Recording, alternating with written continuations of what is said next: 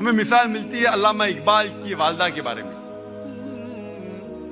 ہم جب کتابیں پڑھتے علامہ اقبال کی زندگی کے بارے میں تو پتہ چلتا ہے کہ علامہ اقبال کے والد ایک ایسا پیشہ کرتے تھے جو ربا سے جڑا تھا،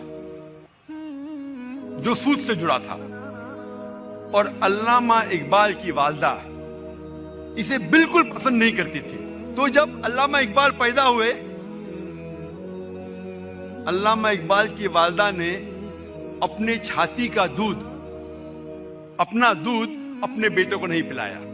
وہ چاہتی تھی کہ میرے بیٹے کے جسم میں ایک بوند بھی حرام کمائی نہیں جائے. تو علامہ اقبال کی والدہ نے کیا کیا؟ اپنے زیورات بیچے جو خود کے تھے، الحمدللہ حلال کمائی کے تھے.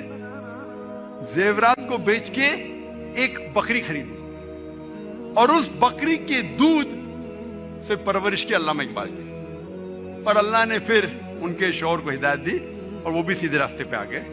اور پھر اللہ نے ایسا شخص، علامہ اقبال جیسا شخص بنایا. تو یہ مثال ہے والدہ کی، کس طریقے سے انہوں نے اپنے بچوں کی پرورش کی.